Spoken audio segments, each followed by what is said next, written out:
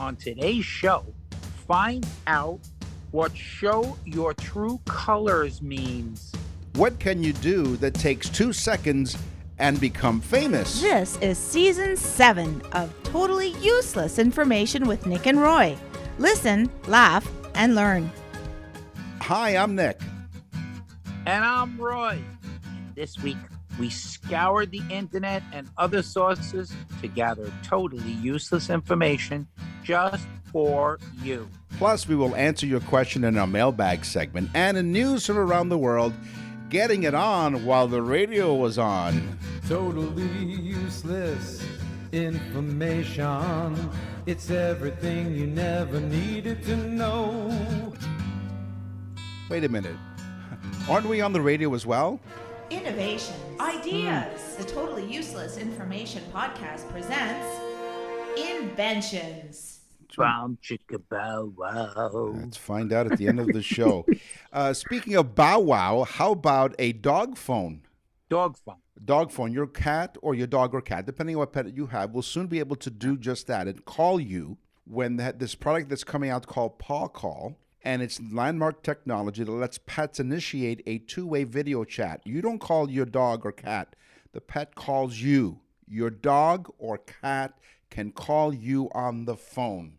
They can actually Zoom call you. There's a button that you put somewhere, and then when you teach your pet to touch the button, and when it does, depending how you set it up, initiates the call. initiates either an email or a text or, yes, an actual video call, and you can actually have a two-way video chat with your pet. So you're at work in an important meeting, and the boss turns around because your phone rings and you answer it. And the boss turns around and says, "Excuse me, who's on the phone? I told you about the personal phone calls." You always did mention that your wife was ugly, but I didn't realize she was a dog. So hold on. Now you don't have a dog, but you sometimes you dog sit your kid's dog. Listen, we have a dog grandchild named Newman. Newman is, we call him Human Newman. I guarantee you that Newman would be able to work the chat phone thing. Listen, the paw, whatever it's called, paw phone. But I'm going to tell you right now, this is no lie. We had Newman for a week, and my son called up, and he was talking, and the dog's ears go up, and he actually sat up, and he looked at the phone, and he's staring at the phone, and then he heard the baby, my new grandchild, he heard the baby cry, and he ran up to that phone and nestled up against the phone. Wow. He is so smart. He's the only dog. We have mirror furniture. He's the only dog I've ever seen that actually looks in the mirror and watches himself. Yeah. That's called a self-checkout at the supermarket. But, I think he's so smart. Never mind making the video call. Newman is so smart, he probably could set up the wireless network to connect the video phone. I used to do a self-checkout, but then my belly got larger. That's right. And then they said, "Sir, we're closing the store now. You need to go home." Let me do this one. Peter Hellen Yeah. of Nürnberg, Germany, unser Deutschland. In 1510, Peter Hellen changed how people would operate forever. He invented this device that would change the world, and it's called the watch.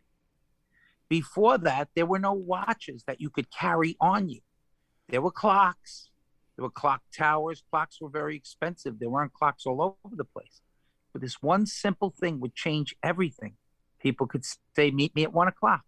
You have a meeting at 2 o'clock. You get up at 6 o'clock. Before that, people really didn't even know what time they were getting up if they didn't have a proper clock. Yeah, I don't know if I agree with that, because I think I've seen pictures of like the Romans walking around with sundials on their wrists. Oh yeah, sure, exactly, and that's why they could tell the time with sundials. Yeah, Nick, that makes a lot of sense. Yeah, especially walking around a big sundial on there. And how do they know where they were standing? Wait a minute, I have to stand northeast. That's right. And what happens on a cloudy day, right? We have like I have it to stand the northeast.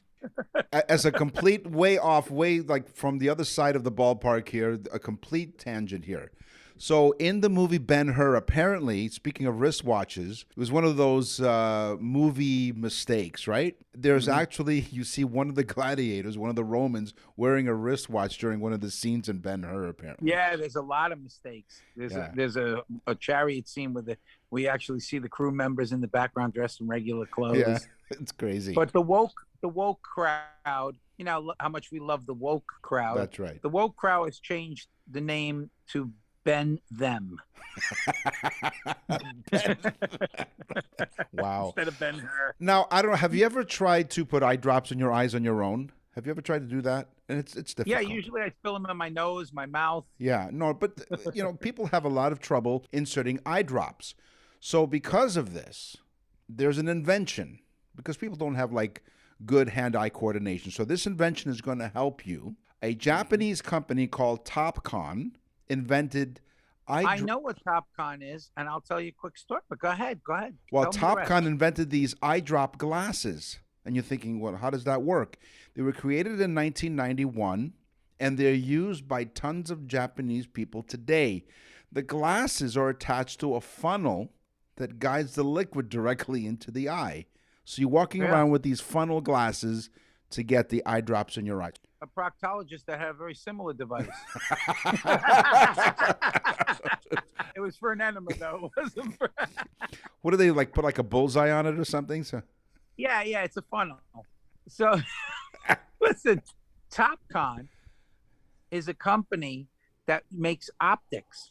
They used to, the first 35 millimeter camera I ever had when I was like 14 years old. I saved up to buy it. I bought it at EJ Corvettes. Wow. In New York. That store is no longer in existence for a long time. But I saved up money to buy it, and it was a Topcon camera. And later on, I would find out that Topcon is this massive company, Japanese company, that creates lenses and so on. When you go for an eye exam, you're usually taking it on Topcon equipment. Well, there you go. So this invention makes sense because they're still dealing with eyeglasses that have funnels in them to help you put your eye drops in perfectly. Right. I don't believe Topcon makes the rectal version. No. I'm not so sure about that, though. Yeah, no. Yes, it's a subsidiary. It's BottomCon. Instead of Topcon, it's BottomCon. Yeah. So I'd rather be the Topcon. That's right. I mean. Woo! Is this me now? It's you. Shorthand is actually text language. Really? It's a language that secretaries years ago learned. Now computers have basically, it's disappearing because computers and dictation machines have taken over, where a girl used to come in, or I should say a person would come in, and the guy would just speak. And in order to keep up with it, they invented this thing called shorthand so that you could write as fast as somebody could speak. Well, it was invented by a man named John Gregg, two first names, John Gregg, so that secretaries could write as fast as the spoken word. Here's the cool part. John Gregg was deaf. Wow. And yet he invented shorthand. How crazy. Probably easier for a deaf guy to invent this than somebody who was actually hearing. So he probably read their lips as they were speaking and then wrote in shorthand. Well, in one of our inventions, the inventor of the cruise control in your car was invented by a blind lawyer. Yeah. Right? Because he was riding in a car, and then he realized that whoever was driving, at least I hope he wasn't driving, but the person that he was in the car with that was driving was starting and stopping, accelerating and stopping. He's like, oh, this is crazy. So he came up with the wait idea. a second. So you've got the deaf guy here inventing shorthand. Right. The blind guy inventing cruise control. Where's the third monkey? Yeah, you're listening to Totally Useless Information with Nick and Roy. So how about this? Some people sit on the couch and they just can't hear the television. So this pillow has come to the rescue. It has a tiny opening underneath your ear so that it can capture the sound around you. So you can rest your head and fully listen to your favorite TV show simultaneously. Because if you're laying your head on the pillow, one ear is blocked. Right. So we all know that one issue that comes with laying on a pillow. So you can only hear out of the one ear. So that's why Fujipacks No, it's not the name of a porno movie. Fujipax created created a cube-shaped pillow. Nick, can I please interrupt you for 1 second? Yes. This is so ironic because that same proctologist had a device called Fudge Packs. That's right. By the Japanese on, company, Fujipack. Bottom Fujipack created a cube-shaped pillow that captures the sound around you and sends it to your ear that's resting on the pillow. This way, no more of only hearing your favorite television program or totally useless information with Nick and Roy on your TV, and you can only hear it on one ear. Now, with this invention, the problem is solved. I have a bit of a problem with that What's that? because most of the time the television is at your feet, in that direction, towards your feet, Right. correct? Yeah. So not from side to side. So most of the time when you're laying down on the pillow, you're looking right to left, not up and down, and usually the TV is downwards. This is if you're laying on your side on the couch and you're watching the What TV. the hell are you watching? Watching the wall? Your nightstand? Gee, boy, Fudge Pack is not a good idea. no, it's not. Fujipack. That's I'm right. sorry. Whitcomb L. Judson. Yes? Whitcomb L. Judson. 3 names. So Right. he's important there. Yes, yes. He invented something to speed up the process, get ready, of buttoning and unbuttoning your shoes. Buttoning your shoes. Don't you use laces for that? Years ago, there weren't laces. Shoes had buttons. You would button the leather strap over. Okay. And in fact, there are some shoes now that are coming back with that. There's a leather strap and a little stud thing that you stick the leather strap in. It kind of looks like a buckle-y shoe type of thing. Yeah. So you had buttons to button on shoes. He invented this. It would later become on every piece of clothes that we have. It is the zipper. He didn't invent the zipper for your fly. Okay. He didn't invent the zipper for jackets or whatever. He invented it for shoes. So wasn't the shoes called spats or something? No. Well, spats were covers for the shoes. They were like a white cover that you'd put over shoes. So you had a pair of shoes. You wanted to make it look fancy. You put the spat over it. So you took your ugly old shoe and made it look like something fancy with the spat. You just shined them up, put a spat on there. Beautiful. All right. Yep. So we talked about pets earlier, and your dog or your cat can call you on the video phone, right? Yes. Well, there's an invention where someone invented vending machines that sells hats for cats. Hats for cats. Hats for cats. It's vending machines that actually dispense cat hats, and they do exist. If you're a cat lover, you might want to make your way over to Japan, the Japanese again, just to get an out. Yeah. Who else? You can go to Japan and get an outfit or two for your furry friend. They have lots of designs to choose from and will keep those adorable ears warm throughout the winter. Your cat may not exactly be happy about the wardrobe change, but you sure But it's not will. about the cat, you know? No, it's it's really not. about what we think, right? That's right, exactly. After all, we're holding them hostage. That's right. So you can have a dog phone for your dog to call you and your cat. But if you buy a hat for your cat, sounds like a Dr. Seuss book here. Yeah. If you buy a hat for your cat, when your cat calls you, it'll be dressed up and ready to go. I just got to say something to people. I mean, I don't dislike animals in any way. Right. But to all of you animal lovers, are you guys for real? You're going to work. You're working 2 jobs so you can buy now your cat outfits and your dog a phone. This is crazy. That's right. But the thing is, they have these vending machines. So maybe they have, along with the candy vending machine to get your chocolate bar or whatever, you can also get a vending machine that has a cat's hat. Cat hat. Yeah. Hat for your cats. Yeah. Oh, sure. Yeah. That's a necessary item. Oh, You really have to have that. oh yeah. Canned foods. Mm-hmm. It was a massive game changer for storing and preserving food. Before that, you basically had to eat it or throw it out. You know, That's right. canned foods gave you the ability to store it. It also gave the ability for ships to go further because they were able to store food that they could eat on the trips. Really a game changer. But get this. The actual patent for a can opener wasn't invented till 48 years after the cans were invented. Oh. So before that, people would just stick a knife in there and kind of pry the top of it, or basically chop off fingers. Probably, who the hell knows how many people got cut up by the can? Yeah. You know, I mean, they probably looked at cans and said, "No." But anyway, 48 years later, somebody invented the actual can opener. What an ingenious idea. I mean, it's a finger saver. Yeah, yeah, it is. It is. And, you know, you need one of those. You need a cat hat, you know. Yeah, the You dog need, phone. you need some spats. You need some spats. You're listening to Totally Useless Information with Nick and Roy. Really, we really thank you for listening. We don't know why, but we do thank you anyway for sticking around. How many countries, Nick? 64 66 countries. 66 countries that are listening to Totally Useless Information with Nick and Roy. We're thrilled. In addition to being all over Canada, coast to coast on 8 radio stations across Canada on the iHeartRadio Talk Network, you cannot go anywhere without finding us. You can't get rid of us. Nick and I can't get off a plane in Zimbabwe without being attacked by a group of people. I'm glad you finished. And that's not even our listeners. That's the people that were trying to rob us. But I'm just glad you finished that sentence. Nick and I can't get off.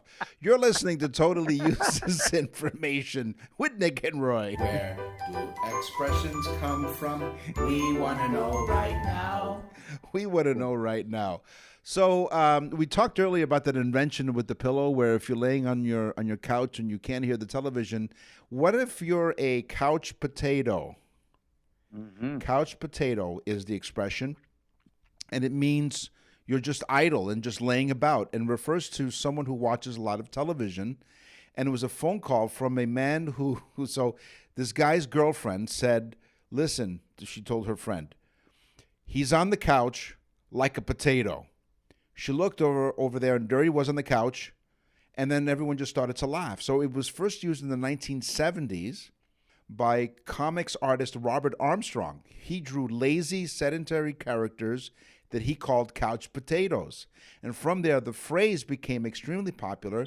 When you want to talk about somebody who spent so much time in front of the TV, they were more like a vegetable than a human being, the couch potato. Yeah. A potato takes a lot of abuse, you know. I'm not too happy about that. Why not a couch carrot or a zucchini? Nobody messes around with the zucchini, you know. No, if you use they never mess around with fruits or vegetables that have a phallic look to them. No, they don't. You know, you ever seen that Peroni's commercial with the bent carrot? That's a story for another day. It sounds like a story for your proctologist. Yeah, it's not a personal story. Yeah, let's make that really clear. It's not a personal story. Let's make it clear. I'm broken. I'm not broken. I'm bent. Okay. Oh yeah. You know what? I can attest to that. Yes, after 40 plus years of friendship, you're bent. More than you could shake a stick at. Nick. Oh boy. Yeah. What about it? More than you could shake it. More than you could shake a stick at. You heard that saying? It's more than I could shake a stick at. I can't tell you how many times I've heard that expression. More than I can shake a stick I at. bet you've heard it more than you could shake a stick at. But anyway. Exactly. Don't spit the liquid all over the. That's right. I took a sip of water just when you told that joke. My gosh, I have to clean everything now. You were saying. Okay, sheep farmers. You ever seen sheep farmers? Nah. Yes, I have. I've seen sheep farmers. Yeah. That was like a pitcher throwing a slow fastball. Okay, sheep farmers had herds, and there was usually one herder per flock. But as the flock grew larger and larger in size, they'd need another herder because they would use screaming and shaking a stick to scare the sheep into a herd. So they needed more, and the guy would say, hey, I need another herder because there's more than I could shake a stick at. Wonderful. Isn't that cool? It is. That's what I heard. How about mulling it over? Ooh. So when Roy and I sat down, over. when Roy and I sat down a few years ago now, and 160 plus episodes ago, we said, let's sit down and let's create a show, a totally useless information show, and we mulled it over. Let's mull it over. The original use, I went a long way for that short trip. The original use of the word mull was used to describe the grinding of a mill. The phrase can be tracked to the 1800s, and it's believed it's related to the figurative mulling, to grind to a powder. Maybe it's to stretch, but the literal and figurative turning over of something seems to be where the idiom originates from. So it's an idiom. Not an idiot, Yeah. that's us. This is an idiom. Just as the wheat is turned over in the mill, the choices are to turn over and examine until the conclusion can be reached. So mulling it over kind of puts that all together. All right. I'd like to shake a stick at your head after that. I'll mull it over and let you know if I can allow you to do that. Okay. So anybody that understood what Nick just said, I'll give you $10. Okay. Because NickandRoy.com. all Nick did was string together a bunch of long words. And I mulled it I'll over. tell you the truth, it made absolutely no sense, Nick, but you looked very important. That's what counts. Yeah, you sound intelligent. I'll tell you the truth. I even for a minute thought you You sounded surprised. Ooh, boy, oh boy. Okay.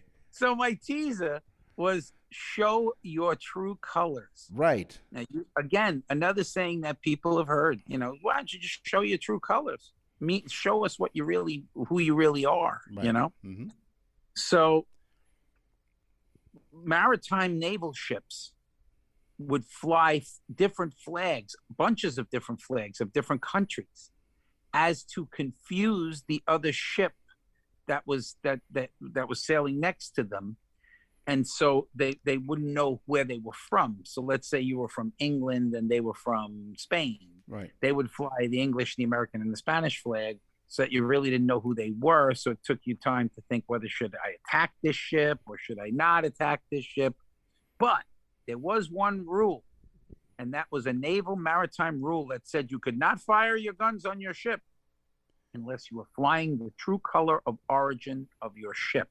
So in order for you to engage in the battle, you had to pull down the fake flags and hoist up the real flag, and then you could fire upon that ship.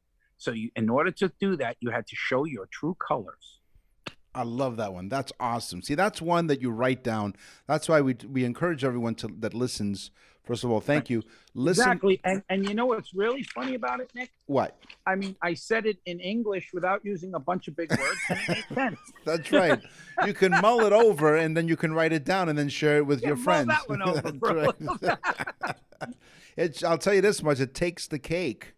Takes Ooh. the cake is the expression. Takes the cake. This is a good one. In ancient Greece, a cake was Yes. awarded to whoever stayed awake during the all-night party or listening to Totally Useless Information with Nick and Roy. If you can get through a show, we give you a cake That's right. and a Cupid doll. And a cube. That's right. And a dog phone. And yes.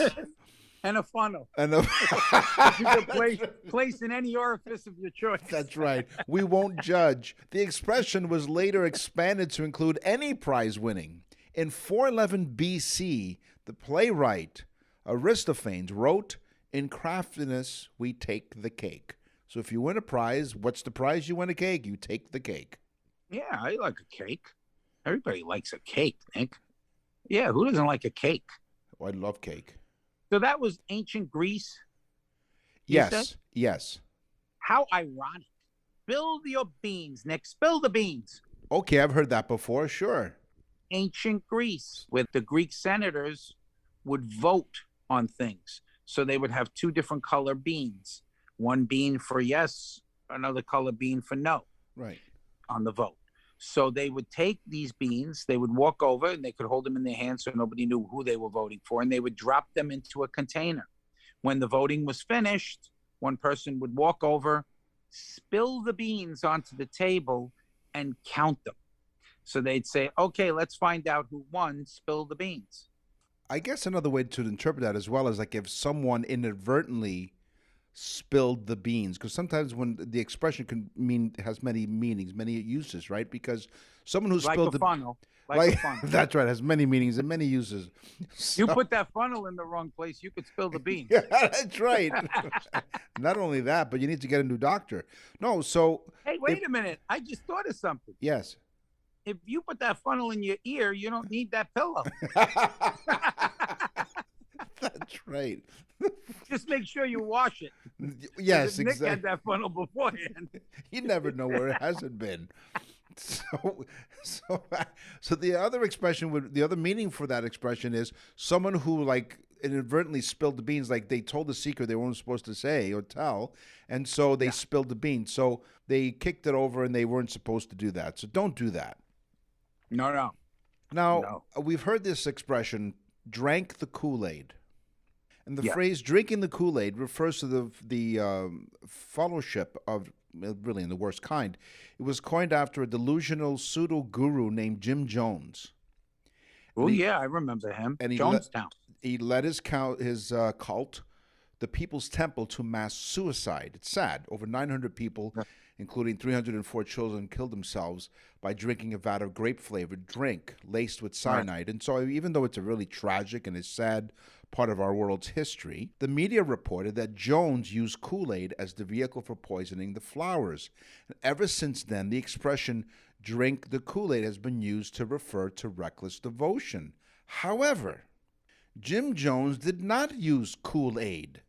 He used Flavor Aid to mix this deadly drug with this. And so even though the expression is drank the Kool-Aid and they thought it was Kool-Aid, it wasn't. But Flavor Aid is what Jim Jones used. The funny part, too, is I watched the whole big documentary on it. It was an excellent documentary as well. I didn't know that senators had gone down. There was a whole lot of stuff going on. And most of the people did not willingly drink the Kool-Aid. That's the ironic part of the whole thing. Most of them, they were injected with it or forced to drink it. Very few of them were that psychotically devoted that they did it. So a lot of people didn't want to, and they were killed. And most of the kids didn't even know they were getting it. So really sad story about a psychopath, you know. And so thanks for bringing that horrifically depressing news up. Wow. Listen, laugh, and learn. So if you and Nick was one of the few only people that got out of Jamestown. Yeah, exactly. I drank 7-Up instead.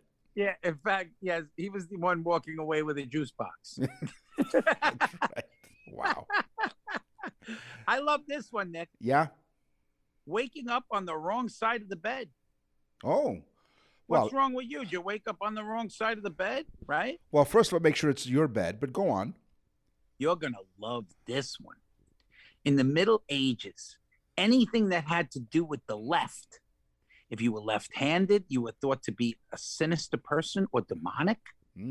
Anything that had to do with left, a left turn in the road was considered scary. I mean, this is crazy. But they were so nuts that most of the time, and all of the innkeepers, if you went to an inn, the beds were always pushed against the wall. The left side of the bed against the wall. So you couldn't get out on that side. So they'd say the room is fine because you can't get up on the wrong side of the bed. Eventually, it just becomes waking up on the wrong side of the bed. They don't say the word left, but that's where it came up. The left side was the wrong side of the bed. Right. Crazy, right? Crazy, folks. I love that. That's a blow your mind. Nick's a lefty, by the way. I'm left-handed. Oh, your wife, I believe, is left-handed. Yes. Okay. Yes. Both sinister and demonic. Oh, come on. So, after what, 39 years of marriage? Yeah. Can't train her to be righty. No. So here's the thing. So the left side of the brain controls the right side of the body, and the right side of the brain controls the left side of the body, meaning lefties are in their right mind. That's all I have to say. That's what most lefties say. Right. You're listening to Totally Useless Information. And try to use that right-handed can opener now. Well, statistically, okay, here's some more information for you, okay? Statistically, more left-handed people die before right-handed people do. And it has nothing to do with anything medical. It's the fact that the world is so right-hand centric that lefties have to adopt to the right-handed dominated world. So thank you, righties, for killing off lefties. Mm-hmm. Okay, exactly. And we still don't feel bad. You're listening to Totally Useless Information with Nick and Roy. Hey, thanks for listening. Really appreciate it. We like to give you listen, laugh, and learn is what we tell you. We like to give you as much useless information as we can. And we also have a website that you can go to, nickandroy.com. Not only can you go back and listen to the full library of all of our episodes, starting from season 1, you can also order some special messages for birthday or anniversary. Yeah, the birthday, anniversary messages. Now we're doing anniversaries, folks. Nick and I can't even get a break. That's how many of these things we're doing. Yep. They are the best gift ever. Call well in advance so that we know that we can get it in for you. Go on the website, nickandroy.com, click on birthday message. You're going to see how great this is. We do an actual mini show for that person on the day that they were born or your anniversaries. We make it really special. It's really customized to that person. People are raving. They're flipping out. It's a fantastic, it literally is one of the best gifts that you can get for somebody. Now, for a limited time too, if you order a birthday message or anniversary message, you and the person that you're sending it to get a free 12-month subscription to our Totally Useless Information newsletter. So, I mean, it's a great, great gift. It's a great, and by the way, folks, you can get the newsletter yourself. Just go on nickandroy.com. nickandroy.com, click on newsletter, and it's only $19.95 for the whole year. It basically comes down to like less than $2. And up here in Canada, our $2 coin is called a toonie. So it's a toonie for 2 loonies. Let me tell you something else, folks. And this is the newsletter is special because you can literally talk with Nick and I about the show. You get to formulate categories with us, and you get some insider information. And again, it's kind of a communication thing. We're starting like a Totally Useless Information family through the newsletter. And you can be part of that. Go to nickandroy.com/newsletter. Here's some feedback on one of the recent birthday messages. It's kind of cute. So a mom ordered this for her daughter. Okay, so she listens to our show. So thank you for listening to our show. And she sent one for her daughter. And so this was the reaction. So her daughter called her as soon as she got it, and she loved it. She was tickled that there's actually such a thing. So yes, it is such a thing. There is such a thing, and it's nickandroy.com/birthdays. And she also said that she was so grateful, and she only wished it was longer. So they're a few minutes long, but there's only so much trivia we can put inside, some useless information. So basically what Nick is saying is we like to tickle young girls. No, we don't. You go to nickandroy.com/birthdays. nickandroy.com. Happened today's history. What happens tomorrow is history. Yeah. So Pythagoras. Yes. Another Greek thing. We've had a lot of Greek stuff on the show, including that funnel that goes up the I was going to say, I wonder if the Greeks invented the funnel. I'm sure they did. You know what? While you do that, I'm going to do some live research here as you talk about the Greeks. Let's find out who invented the funnel. So Pythagoras was a Greek philosopher. Right. One of the things about Pythagoras that actually is in the history books is how much he hated beans. Oh. He hated all beans. He didn't like them. In fact, he forbid his students from eating beans. Maybe the flatulence. Who the hell knows? Maybe he spilled the beans. All I know is he hated them so much he actually wrote down that he hated them. But here's the cool part. He hated beans so much that they killed him. Now, not the actual beans killed him, but he was being pursued by the enemy at the time, and he was cornered and killed. The reason he was cornered is he wouldn't take the shorter path through a bean field. Whoa. He hated beans so much, he said, I'm not going that way. That's a bean field. So he went the other way, got captured, caught, and killed. So basically, the beans killed Pythagoras. Wow.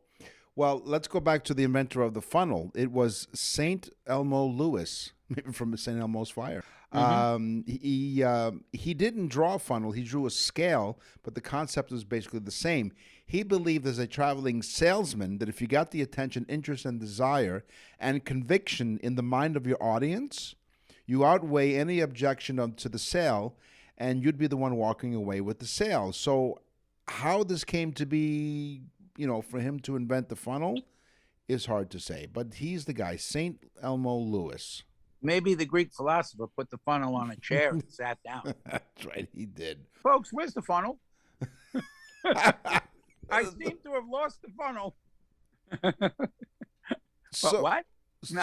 So we know that Walt Disney had the idea of Mickey Mouse, and he also provided the voice. But the imagery of Mickey Mouse was created by animator UB Iwerks. He came up with all the iconic features. So when you look at Mickey Mouse, never mind Walt Disney, he came up with the idea, but the actual animator was UB Iwerks.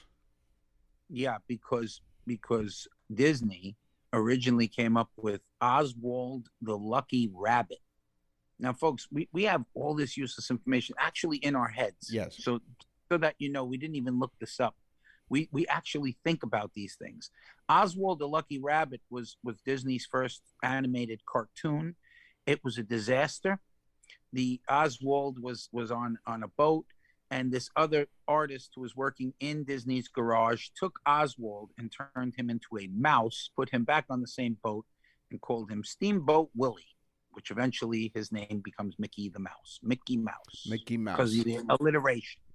Now, if you also visit one of those websites, Steamboat Willie could be something else. Yeah, the old funnel Steamboat Willie, they call him. The old funneler. Wow.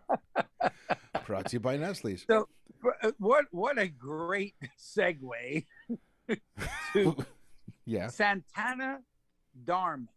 Yeah. Santana Dharma, or the Eternal Way. Okay. It's the oldest religion in the world. It originated, so we went from fudge packing funnel man to Santa Dharma, the oldest religion in the world. It originated between 2300 and 1500 BC. Remember, folks, with BC, it goes the opposite direction. Yes. That one time Nick and I had to look it up on the show, and we look like two idiots. Yeah. Which we do basically every week. Yeah. So, That's why we call it totally useless information. although he's a lefty, so he looks more ridiculous. Right. Exactly. More sinister. But anyway, so 2300 to 1500 BC is when it originated. It would later be called Hinduism. And it would reach and spread to millions around the world, and still is one of the major religions in the world. But it is the oldest religion. It was originally called Santa Dharma, meaning the eternal way. I like that. Wonderful. Now, let's go back to Walt Disney for a moment. He died in 1966. With a funnel. No, not at all. Nothing to do with the funnel. There was a widely spread myth that his body was cryogenically frozen in the Just his head, right? Well, it says his body, so it didn't say anything specific, but when technology would advance enough, he'd be revived. Yeah. Well, no, that myth is not true. Disney was actually cremated, so the other way around. He wasn't frozen, he was cremated. Oh, wow. I guess they were just goofing around. Maybe somebody hit the wrong button. I thought you said put him in the fire, not the freezer. And they were playing Fire and Ice. Go figure. Yeah, both F's. And boy, is he F'd. Yes. Speaking about religion. Yes, we're going to hell in a handbasket.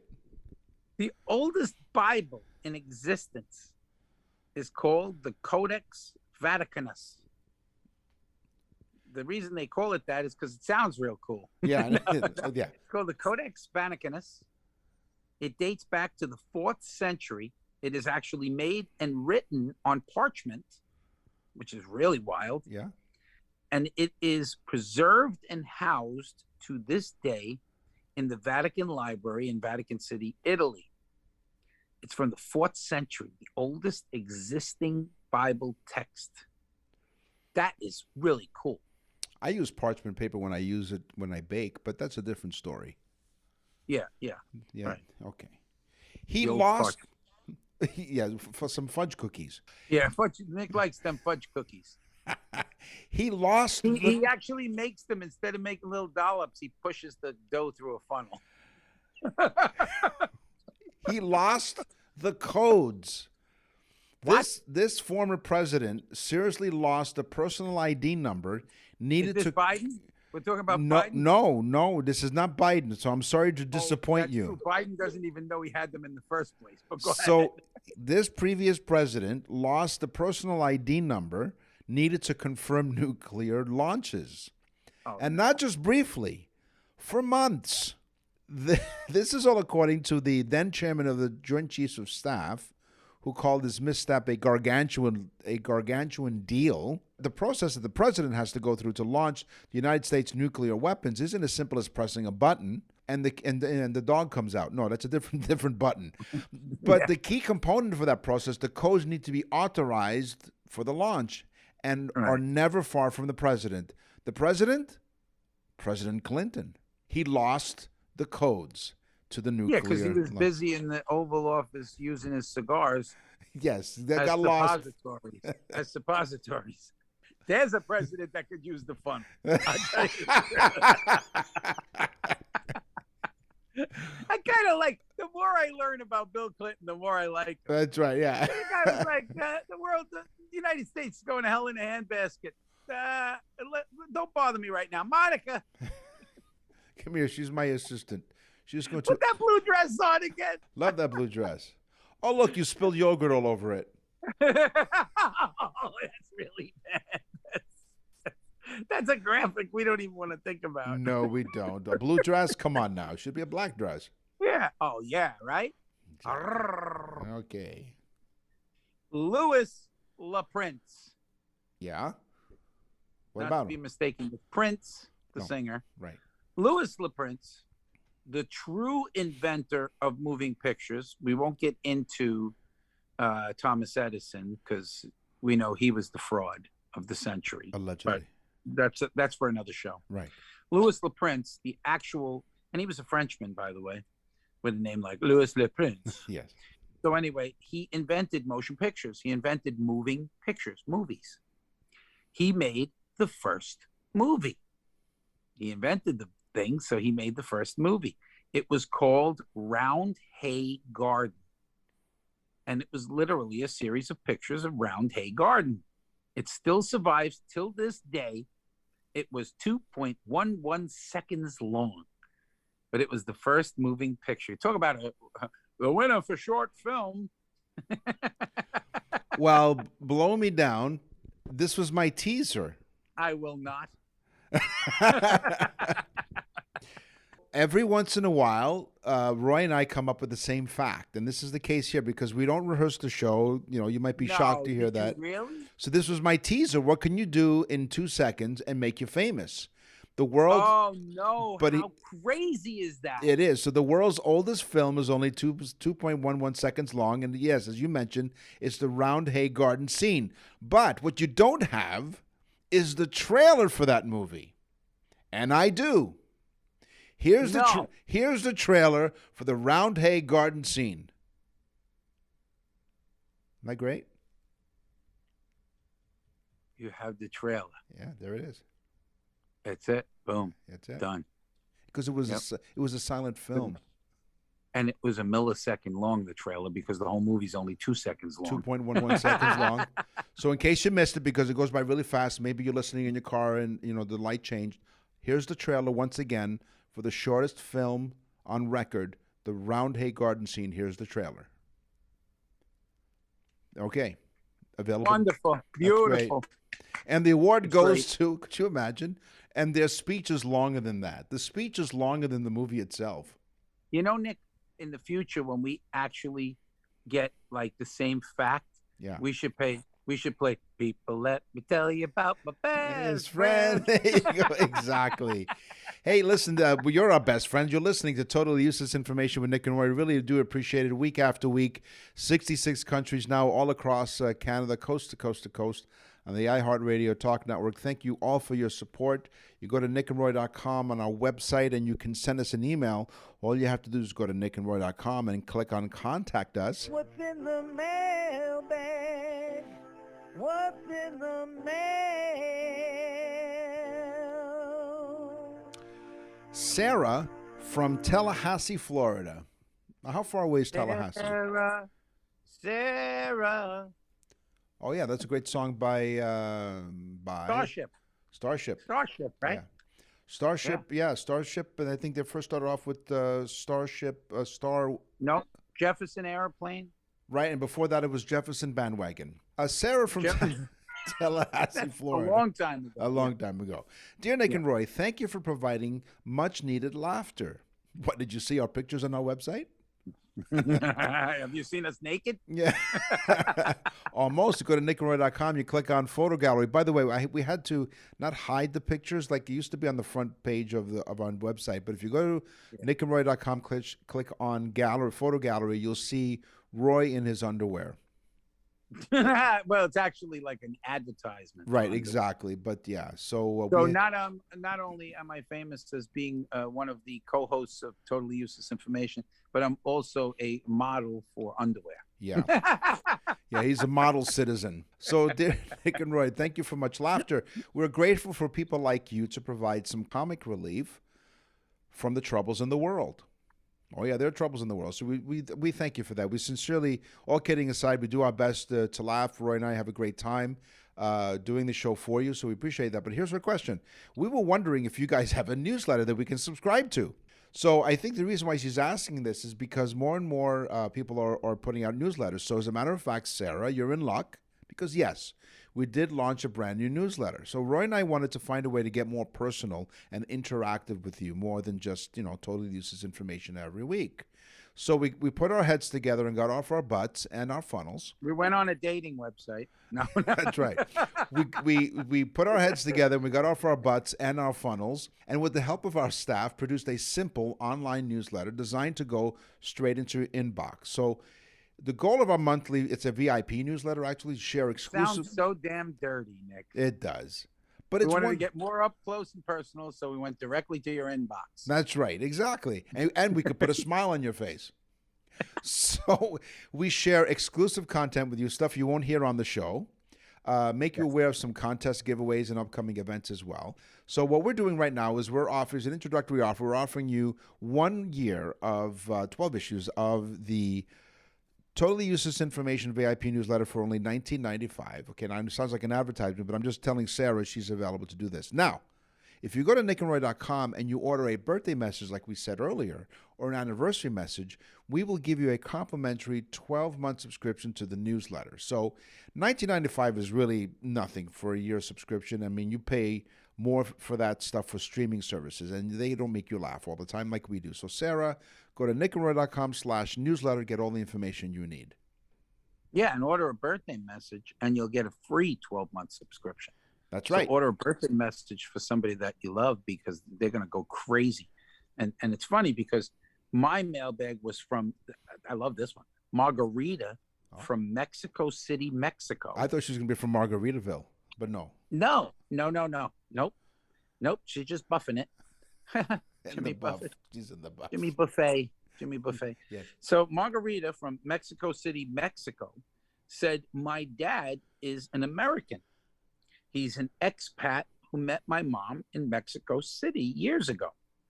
I got him the birthday message because I know that him and my mom listen to the show.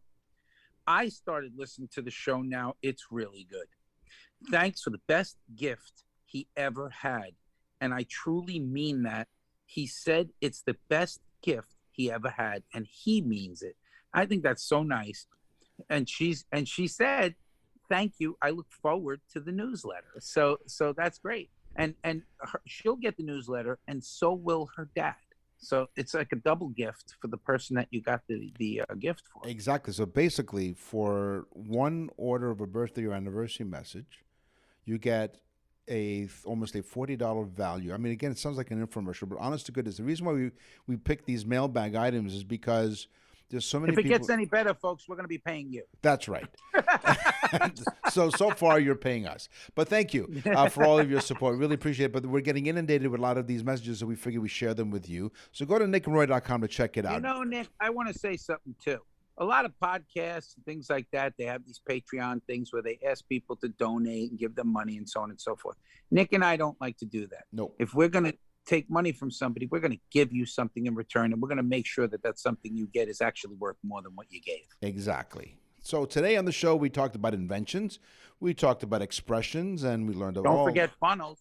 and we learned all about funnels and a little bit of history. It's time. I like a funnel cake. I like a good funnel cake. Do you, Nick? I bet you do. It's time for the news. And now, from around the corner and around the world, this is TUI News. Is this thing on? According to TMZ.com, a Los Angeles sheriff's deputy is under investigation for, apparently, having sex on the job. Okay. This So, is a cop now we're talking at about. least that's what it sounds like on the radio broadcast that picked up some of the nitty-gritty. Oh, wait a minute. So he's a cop in Florida, you said? Let's see. Does it tell us which? No. We're told it came from a rookie female deputy working at the men's central jail that night. It sounds like during a break in her shift, she got into some... She was breaking in her shift, all right. she was... That's not all she was breaking. Breaker, one... breaker, 10-4. Breaker 19. Breaker 69. I was... You know that's where I was going to go, right? Okay, fine. So the audio, and I did listen to the audio, and it's really you can't tell. It was the audio is so in poor quality that I can't play it for you because you don't hear it. But If it was me, you would have been able to tell. that's right. But this could be heard over the airwaves. This was a few weeks ago. Now we're told it came from the rookie female deputy, like we said. Now law enforcement So sources. she takes a break, Right. but leaves her radio on and meets up with... Now, she's at the men's jail. So That's does she right. meet up with a criminal? Law enforcement sources tell that this deputy went out to the parking structure that night, and her bosses believe she accidentally engaged her radio. That's not all she engaged. She engaged in the parking... You called it what? A parking what? A parking structure. Yes. Hey, you know where I'm going. I know exactly where you're going. Yeah. She parked up, all right. Exactly. Call an architect. She eventually realized her microphone was open and shut it down, but the damage was done. So TMZ agency launched an internal investigation. Internally did an internal on her to make sure. That's right. Right. To learn more about the incident, not to mention whether the man heard on the audio was also the member of the force. So It's funny how the cops use those things in internal investigation. Yes. We better call it internal affairs. Yeah, that's right. They were having an internal affair, all right, outside in the parking structure. And they're not sure if this male member was a member of the force, using his member, and if he too was... He was using the force, all right. That's right. And if he too was on the clock. Was it? On the clock. CLOCK. Hickory dock. Right. We're told potential punishments could range from a suspension to firing. Now, you're thinking, how could this happen? Maybe this is the first time. Nope. This isn't the first time. The Los Angeles police deputies have been caught doing the deed while on duty. Don't you love the alliteration? They've been caught. But this is California, Nick. Oh, that's true. This stuff goes on all the time. Something happened similar to this 2 years ago, Universal Studios, and was also caught on a radio broadcast. So save it for the bedroom, folks. So in Universal Studios in Los Angeles, California, they Yes. had another deputized law enforcement agent with a microphone, a hot mic, That's right. performing the hot deed. Well, that's not all that was hot.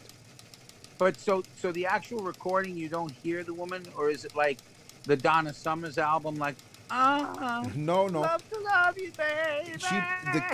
From what we understand, basically she was talking about his underwear or her underwear. What? Yeah, they were talking about underpants. Hey, maybe it's the man-made underpants you were wearing.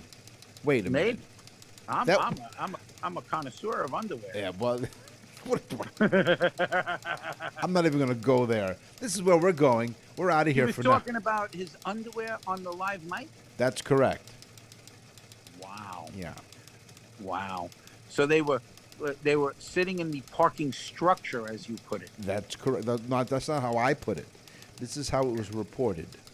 Do you know when that structure was erected? Apparently, not for too long. That's all the time. That's all the time that we have for this episode of Totally Useless Officer 69. Officer 69. Car 54. Car 69, where are you? Car 69, we got a reverse cowgirl.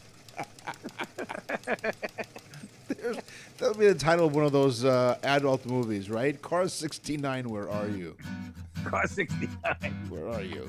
Yeah, there you go. That's all the time that we have for this episode of Totally Useless Information with Nick and Roy. We thank you very much. We will scour the internet and other sources, as well as our staff will do that for you to give you totally useless information for next time. And as a special thing, I want to thank Nick and his lovely wife, whose name now is Nick's lovely wife. That's right. I want to thank them. It is my wife and I's 38th anniversary. And so Nick sent me this beautiful basket, which I'm not allowed to open until 39. 30. I was going to say 39. Whoa. I thought you said 38 before when I was talking to you. No, it's 39 because Yeah. it was 84, No. 1984. Yeah, it's 39. Yeah, next year's the big 40. Big 40, yeah. Wow. Yeah, so we Should have sent saved them, that basket for then. That's a pretty nice basket, you said. we sent them a nice little gift basket as our way of thanking them for being our best friends. And we have a lot of fun here on the show, but we also have a lot of fun when we get together. So happy anniversary to you and your lovely wife. Yeah, it's amazing. Time flies when you're having fun. How many years are we friends, Nick? 42. 42. Wow, that's Yeah. crazy. It Isn't that is. nuts? It is. That's nuts. It Yeah. is. It is not I'm friends with Nick as long as I'm married to my wife. longer. It's like a double homicide. You were saying? All right. Okay, fine. Just tell people what to do. Okay, here's what you do. You go to nickandroy.com. You take a look at our website because it's really cool. There's a lot going on there, folks. Plus, you tell a friend. You tell a friend about the show because that's why we're in 66 countries around the world. And we're so popular in Canada now. You guys are making it possible, and we really do appreciate it. Please tell a friend to listen to the show. I'm Nick. And I'm Roy. Thanks for listening. Totally Useless Information with Nick and Roy is a production of nickandroy.com. Visit nickandroy.com to access the full library of episodes or wherever you get your podcasts.